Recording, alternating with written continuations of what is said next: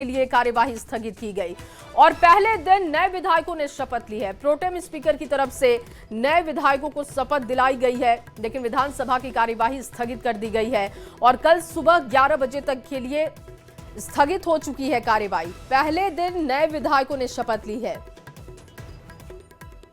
अमित कुमार ज्यादा जानकारी के साथ जुड़ चुके हैं। अमित, प्रोटेम स्पीकर की तरफ से नए विधायकों को शपथ दिलवाई गई और कल के लिए ये कार्यवाही स्थगित कर दी गई है, जानकारी दीजिएगा पहले दिन को लेकर। बिल्कुल, देखिए यहाँ पे लगभग कहे तो 238 से 39 विधायक जो हैं वो ओथ ले चुके हैं, शपथ ले चुके हैं। 3 से 4 ऐसे विधायक थे जो अपसेंट थे और वो कल शपथ लेंगे। ये शपथ समारोह जो है वो सुबह 11 बजे से शुरू हुआ था, जो अभी लगभग कह सकती है कि 2 बजने के करीब वक्त था जब ये पूरी हुई है। और आज शपथ के कारण जो है भोजन अवकाश भी नहीं हुआ, उसे भी सदन के सहमति से स्थगित कर दी गई थी। और जब शपथ समारोह पूरा हो गया तो सदन की कार्रवाई जो है वो कल दिन 11 बजे तक के लिए स्थगित कर दी गई है।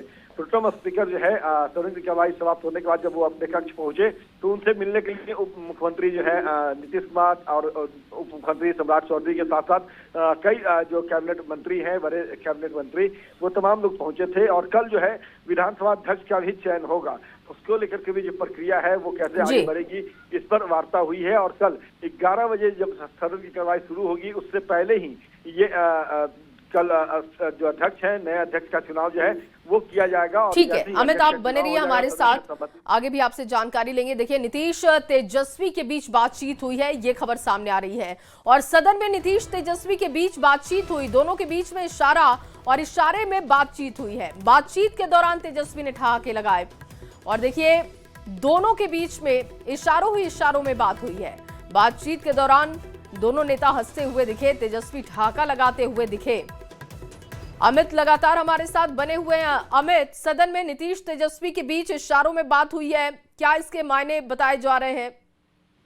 देखिए, जो बातचीत हुई है वो जब शपथ समारोह चल रहा था, नवनिर्वाचित विधायक जो हैं जब वो शपथ ले रहे थे एक एक करके, तो उसी बीच जो है जब शपथ समारोह आखिरी दौर में पहुंचा था तो उस दौरान चूंकि जितने भी विधायक हैं सत्ता पक्ष के, एनडीए के जितने भी विधायक हैं वो सभी लोग जो है ओथ लेने के बाद सभी जो सदन में मौजूद थे, नीतीश कैबिनेट के जो साथी थे उनके साथ साथ खुद चूंकि मुख्यमंत्री मौजूद थे सदन में, तो उनके पैर छू के सभी सदस्य जो है वो उनका आशीर्वाद ले रहे थे। और इसी बीच जो है नीतीश कुमार जो है वो तेजस्वी को देख करके इशारा किए और उसके बाद तेजस्वी ने भी पलट करके इशारा किया और फिर दोनों में एक मुस्कुराहट आई और उसके बाद तेजस्वी जो है वो काफी तेज ठहाका उन्होंने लगाया, हंसते हुए जो है नीतीश कुमार की तरफ जो है वो बातचीत का दौर जो है वो आगे बढ़ाया। लेकिन इस बीच जो है नीतीश कुमार फिर बातों को वहीं पे विराम दे दिए और हंसी ठहाके के बीच जो है ये चाचा भतीजे की जो बातचीत थी वो वहाँ पे जो है वो खत्म हो गई, पूरी हो गई। तो सदन की चूंकि कार्रवाई अगले 5 दिनों तक है, कल फिर सदन की कार्रवाई जब 11 बजे से शुरू होगी तो देखना यही होगा कि ये जो राजनीतिक प्रतिद्वंद्विता जो है वो अपनी जगह है, लेकिन चाचा भतीजे की जो समन्वय रहा है वो आज इस हंसी ठहाके के साथ आगे भी देखने को मिलेगा। ये जो है वो देखना बेहद महत्वपूर्ण होगा। बहुत शुक्रिया अमित तमाम जानकारी के लिए। और देखिए, बिहार विधानमंडल के शीतकालीन सत्र का आगाज हो चुका है और आज पहले दिन नवनिर्वाचित विधायकों के शपथ ग्रहण की प्रक्रिया चली। प्रोटेम स्पीकर नरेंद्र नारायण ने नए विधायकों को शपथ दिलाई और उसी वक्त की तस्वीरें आपको दिखा रहे हैं। जो विधानसभा का सदस्य निर्वाचित हुआ हूं, जे विधानसभा के लेल सदस्य निर्वाचित भेलहुं अछि, ईश्वरक शपथ लै छी कि हम विधि द्वारा स्थापित भारतक संविधानक प्रति श्रद्धा और निष्ठा राखब। हम भारत के प्रभुता और अखंडता अक्षुण्ण राखब एवं जाहि पद के हम ग्रहण करब आइली छी ओकर कर्तव्यक श्रद्धा पूर्वक निर्वहन करब। जय मिथिला, जय बिहार, जय भारत। तो प्रोटेम स्पीकर ने शपथ दिलाई है और देखिए जो नवनिर्वाचित विधायक हैं आज वो पहुंचे थे विधानसभा, जहां पर प्रोटेम स्पीकर की तरफ से शपथ ग्रहण करवाई गई। उसके बाद की ये तस्वीरें आप देख रहे हैं, मुख्यमंत्री नीतीश कुमार, दोनों डिप्टी सीएम उनके साथ और इसके बाद तमाम वो नेता जो आज विधानसभा में शपथ लेने के बाद सीएम से मुलाकात करते हुए भी देखे गए। और बिहार चुनाव के नतीजों के बाद विपक्ष के रवैये पर प्रधानमंत्री नरेंद्र मोदी ने निशाना साध दिया है। सत्र शुरू होने से पहले प्रधानमंत्री ने कहा कि विपक्ष को पराजय की निराशा से बाहर निकलना चाहिए। दुर्भाग्य है कि एक दो दल तो ऐसे हैं वो पराजय भी नहीं पचा पाते। प्रधानमंत्री नरेंद्र मोदी ने विपक्ष को टारगेट किया और कहा कि पराजय की निराशा से अब बाहर निकलिए, अब जनता के मुद्दों को सदन में उठाने की रणनीति तैयार करिए। इसके साथ ही पीएम ने कहा कि दुर्भाग्य ये है कि एक से दो दल तो ऐसे हैं जो पराजय को पचा नहीं पाते। पराजय के निराशा में से बाहर निकल करके आए और दुर्भाग्य है कि एक आध दो दल तो ऐसे हैं कि वो पराजय भी नहीं पचा पाते। और मैं सोच रहा था बिहार के नतीजे इतना समय हो गया है तो अब थोड़ा संभल गए होंगे, लेकिन कल जो मैं बयानबाजी सुन रहा हूं उनकी, तो उसे लगता है कि पराजय ने उनको परेशान करके रखा है। ड्रामा करने के लिए जगह बहुत होती है, जिसको करना है करते रहें। यहां ड्रामा नहीं, डिलीवरी होनी चाहिए। नारे के लिए भी जितने नारे बुलवाने हैं वो पूरा देश खाली पड़ा है। जहां पराजित होकर के आए वहां बोल चुके हो, जहां अभी पराजय के लिए जाने वाले हो वहां भी बोल दीजिए, लेकिन यहां तो नारे नहीं, नीति पर बल देना चाहिए। और वहीं प्रधानमंत्री मोदी के बयान पर आरजेडी सांसद मनोज कुमार झा ने पलटवार कर दिया। मनोज झा ने कहा कि अगर पीएम ने यहां ऐसी बातें कही हैं तो प्रेस कॉन्फ्रेंस करके करनी चाहिए थी। चुनाव मौलिक मुद्दों पर ना लड़कर कट्टा, मंगलसूत्र, भैंस और मुजरा पर लड़ा गया। क्या ये पीएम की गरिमा है? ने अगर ऐसा यहाँ बोला है तो प्रेस कॉन्फ्रेंस बोलिए, कर लें। मतलब विपक्ष हार की हताशा में है और आपके अंदर कौन सी हताशा है? चुनाव मौलिक मुद्दों पर नहीं लड़के कट्टा, मंगलसूत्र, भैंस, मुजरा, ये प्राइम मिनिस्टर की गरिमा है। और वहीं राज्यसभा में पीएम मोदी ने तारीफ की है। पीएम मोदी ने सभापति की तारीफ की और सीपी राधाकृष्णन की तारीफ प्रधानमंत्री मोदी करते हुए देखे गए। सभापति का गांव के लोगों से जुड़ाव, प्रधानमंत्री ने कहा कि सभापति का गांव के लोगों से जुड़ाव दिखता है। सभापति की सेवा भावना की उन्होंने तारीफ की है। उनकी सरल जीवन शैली को लेकर भी उन्होंने बात की और कहा कि उनकी जीवन शैली हमारे लिए प्रेरणा होनी चाहिए। आदिजाति समाज के बीच जिस प्रकार से आपने अपना नाता बना दिया था, जिस प्रकार से आप छोटे छोटे गांव तक दौरा करते थे, वहां के मुख्यमंत्री बड़े गर्व के साथ इन बातों का जब भी मिलते थे जिक्र करते थे। और कभी कभी वहां के राजनेताओं के लिए भी चिंता होती थी कि हेलीकॉप्टर हो या न हो, इसकी कोई परवाह किए बिना जो गाड़ी है आप चलते रहते थे। रात को छोटे छोटे स्थान पर रुक जाना, ये जो आपने एक अपना सेवा भाव था, उसको राज्यपाल के पद पर रहते हुए भी जिस प्रकार से आपने उसको एक नई ऊंचाई दी। और देखिए, राज्यसभा में पहले दिन हंगामे की तस्वीर बनी। सभापति पर खरगे के बयान के बाद हंगामा हो गया। खरगे ने धनखड़ के अचानक जाने का जिक्र कर दिया और खरगे ने प्रधानमंत्री मोदी के भाषण का भी जिक्र किया। खरगे ने कहा कि हम मुंह तोड़ जवाब देंगे और देखिए उसके बाद राज्यसभा में हंगामे की तस्वीर बनी। I hope you will not mind that I am constrained to refer to your predecessor's completely unexpected and sudden exit from the office of the chairman Rajya Sabha, which is unprecedented in the annals of parliamentary history. Chairman Rajya Sabha, being custodian of the entire house, belongs as much to the opposition as to the government. सभापति जी, अपनी बात पूरी करने से पहले मैं आपसे appeal करना चाहूंगा कि आप अपने आसन से उस तरफ ज्यादा न देखे उसमें खतरा है।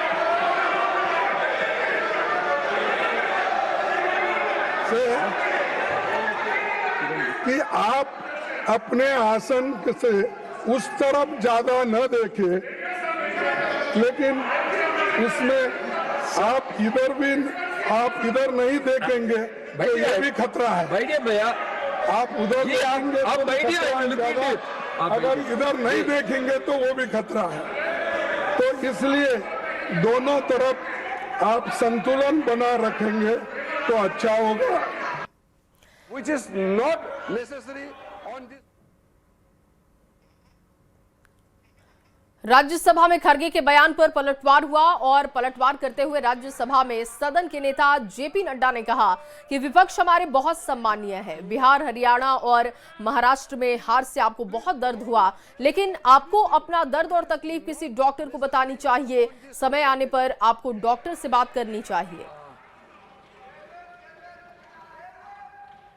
प्रधानमंत्री जी पर रेफरेंस करना लीडर ऑफ अपोजिशन की का कि आपने बाहर वक्तव्य दिया और हम भी देंगे, मुझे लगता है कि हमारे बहुत ही सम्मानीय है लीडर ऑफ अपोजिशन।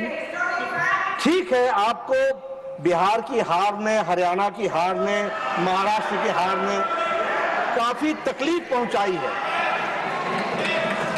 लेकिन तकलीफ को डॉक्टर के सामने बोलना चाहिए। तो जब डॉक्टर के सामने वक्त आएगा तो आप बोलिएगा, और जब समय आएगा तो बोलिएगा। और चलिए आगे बढ़ते हुए खबर आपके सामने सिवान से रखते हैं, जहां अतिक्रमणकारियों पर जिला प्रशासन का बुलडोजर चला। सिवान डीएम के निर्देश के बाद एसडीएम के नेतृत्व में अतिक्रमण किए गए दुकानों को तोड़ा गया। गोपालगंज मोड़ से तरवारा मोड़ तक जो भी सड़क के किनारे दुकानें थीं, उन सभी पर बुलडोजर का पीला पंजा चला है। इस दौरान एसडीएम सहित भारी पुलिस बल की मौजूदगी रही।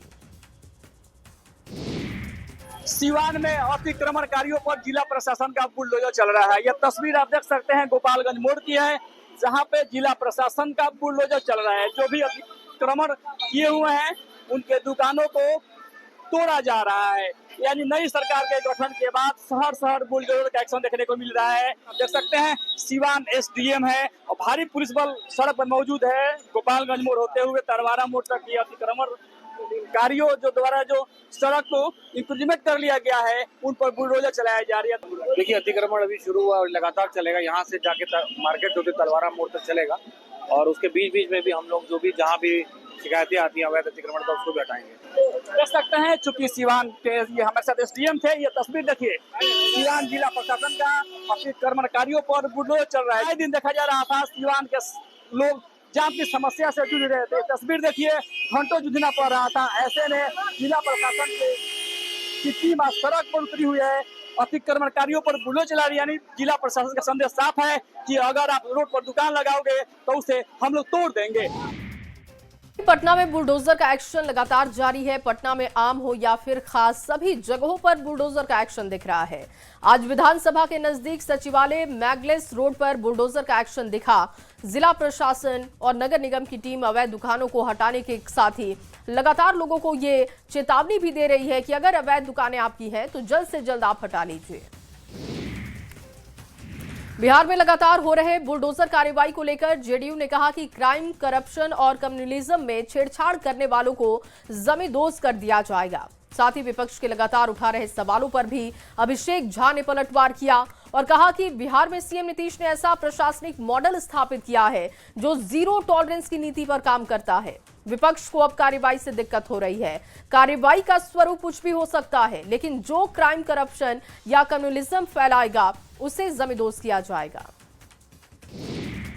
विपक्ष के साथियों को इस बात से भी दिक्कत है क्या कि कार्रवाई हो रही है। कार्रवाई का स्वरूप कुछ भी हो सकता है, और नीतीश जी ने तो बिहार में ऐसे मॉडल की स्थापना की जहां 3 C से कॉम्प्रोमाइज नहीं है, क्राइम, करप्शन और कम्युनिज्म। तो इन 3 C के साथ जो छेड़छाड़ करेगा, जो क्राइम करेगा या करप्शन करेगा, उसको तो जमींदोज कर ही दिया जाएगा।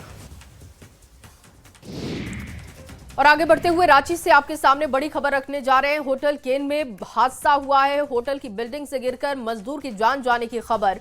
होटल में रिपेयरिंग का काम हो रहा था। ठेकेदार और होटल प्रबंधक पर कार्रवाई की मांग उठ रही है। दरअसल पीड़ित परिजनों को मुआवजा देने की मांग की गई। हिंद पीढ़ी थाना क्षेत्र की ये घटना आपको बता रहे हैं। आपको बता दें कि हिंद पीढ़ी स्थित होटल केन में मरम्मत का काम चल रहा था। चौथे मंजिल से गिरकर मजदूर मंटू कुमार की मौत हो गई। हादसे के बाद स्थानीय लोगों की वजह से वहां पर कई घंटे तक जाम की स्थिति बनी रही, क्योंकि लोग वहां पर होटल के मालिक को लेकर आक्रोशित दिखाई दिए। स्थानीय लोग और परिजन सेफ्टी की लापरवाही का आरोप लगाते हुए विरोध कर रहे थे। मुआवजे की मांग भी उठाई गई। अगली बड़ी खबर नालंदा से आपके सामने रखने जा रहे हैं, जहां यात्रियों से भरी बस दुर्घटनाग्रस्त हो गई। दरअसल डिवाइडर से टकराई बस, कई यात्रियों के घायल होने की जानकारी। पावापुरी थाना क्षेत्र का ये मामला आपको बता रहे हैं।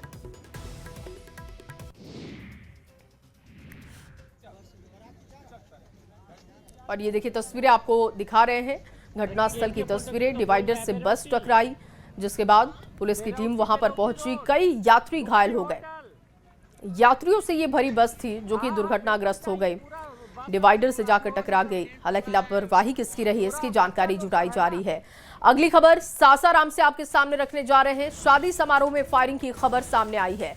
50 वर्षीय बुजुर्ग को गोली मार दी गई। गोली लगने से बुजुर्ग की जान चली गई। पुरानी रंजिश में हत्या की आशंका है।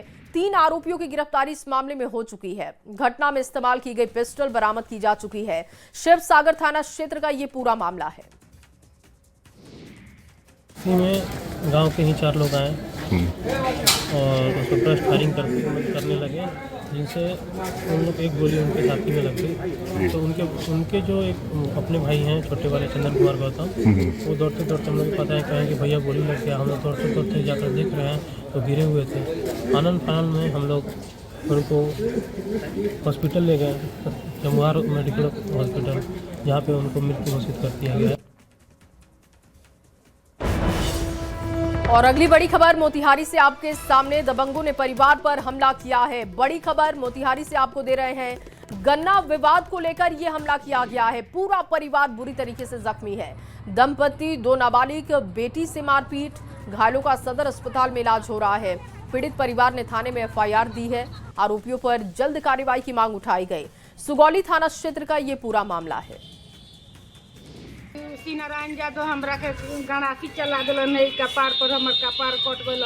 हमर मालिक गइलन छोड़ा तो हमर मालिक अथी पकड़ लेला सनिया रूपा यादव अथी डंकुआ श्री नारायण अथी सुगरुमी पकड़ के हमरा मालिक के मरलस। हमरा मालिक के मुँह पर थूक भी के कहता से थूक चाट हमरा मालिक के मरलस।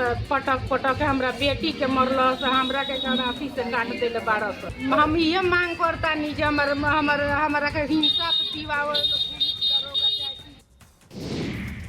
और साइबर अपराध रोकने के लिए सरकार नई तकनीकें अपना रही है। पुलिस विशेष ऐप के जरिए कार्रवाई कर रही है, लेकिन ठग लगातार नए हथकंडे भी अपना रहे हैं।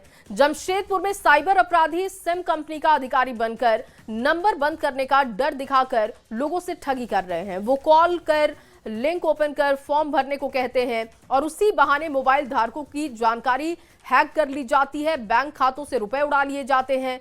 महिलाएं और युवा इसके सबसे ज्यादा शिकार हो रहे हैं। एसपी ने लोगों से अपील की है कि किसी भी संदिग्ध लिंक या कॉल पर भरोसा ना करें। ठगी की आशंका होने पर साइबर थाने से संपर्क करें। एक बात बता दूं कि जिनके हस्बैंड गल्फ में लोग काम कर रहे हैं और तो उनके जो पत्नी लोग यहाँ रहते हैं, फैमिली यहाँ रहती है, उनके अकाउंट में पैसा जो आता है तो एक मोबाइल के जरिए एक मैसेज आता है कि आपका सिम इतना तारीख को बंद कर दिया जाएगा, आपका बैंक का अकाउंट बंद हो जाएगा या ATM खत्म हो गया है। तो वो लोग साइबर कैफे वाले जो होते हैं, साइबर क्राइम वाले, ये लोग क्या करते हैं, एक लिंक भेजते हैं और वो तो लेडीज महिलाओं को खासकर टारगेट करते हैं। फोन आया था और लिंक भी भेजा गया था, जो हम उसको खोले नहीं और फिर संपर्क भी नहीं किए ऐसे लोगों से। लेकिन अवेयरनेस रहने की आवश्यकता है और स्थानीय प्रशासन गंभीर रूप से उस पर काम करे तो ज़्यादा अच्छा रहेगा आम जनता के हित के लिए। कि कई फोन आते रहते हैं बीच बीच में, और साइबर अपराध जिस तरह से समाज में जो साइबर को लेकर के जिस तरह का घटनाएं घट रही है आए दिन, तो इसको लेकर के लोगों को जागरूक रहने की आवश्यकता है। भी हम लोग एक साइबर वर्ल्ड में रह रहे हैं, तो इसमें ये ज़रूर हो रहा है कि नए नए तरीक़ों से साइबर क्राइम्स हो रही है। जैसा आपने कहा कुछ हमारे पास केसेस आए हैं जिसमें मोबाइल सिम बंद करने का बोला, जैसे सिम बंद हो रहा है, ये लिंक पे क्लिक कीजिए, एक्टिवेट कीजिए, और उस बाद या तो कॉल फॉरवर्डिंग के थ्रू, OTPs के थ्रू पैसे इसमें काट लिए जा रहे हैं। इसमें हमारा आपसे जो आपके माध्यम से एक अपील लोगों की होगी, सबसे पहला कि देखिए साइबर क्राइम का जो पहला आंसर है वो जागरूकता है। इस जागरूकता में हमारे आपसे ये अपील होगी कि कोई भी ऐसा सस्पिशियस लिंक पे क्लिक नहीं करें। कुछ भी अगर ऐसा आता है कि आपका मोबाइल कनेक्शन बंद हो रहा है, गैस कनेक्शन बंद हो रहा है, या आपका कोई डिलीवरी आ रहा है, तो वेरीफाई करें उसको सबसे पहले। और अगली खबर हजारीबाग से, जहां खाद्य सुरक्षा विभाग ने चुरचू प्रखंड के पूर्णापानी गांव में अनिल सिंह के पनीर मक्खन बनाने वाली फैक्ट्री पर छापा मारा। जांच में मिलावटी पनीर और मक्खन पकड़ा गया है। मौके से कम 1.5 क्विंटल के आसपास पनीर, 40 लीटर मक्खन और 10 किलो मक्का स्टार्च जब्त करते हुए थाने भेजा गया। फैक्ट्री गंदी और बिना FSI लाइसेंस की थी। पूरे परिसर को सील कर दिया गया है और सैंपल को जांच के लिए भेजा गया। पनीर जो है अनहाइजीनिक कंडीशन में बनाया जा रहा था, और साथ ही वहाँ पे हम लोगों ने मक्खन का भी कुछ टीना देखे, तो उसका भी हम लोगों ने सैंपल लिया। तो प्रथम दृष्टया में हमें ऐसा महसूस हो रहा था कि ये मिलावटी पनीर और मक्खन हो सकता है। तो उन लोगों का सभी का सैंपल लिए और उसको जब्त करके जो है पनीर लगभग 1.3 कुंटल था और मक्खन जो है 40 लीटर था। और मिलावट के रूप में पनीर में जो यूज़ किया जा सकता है उसमें स्टार्च का मेज़ का स्टार्च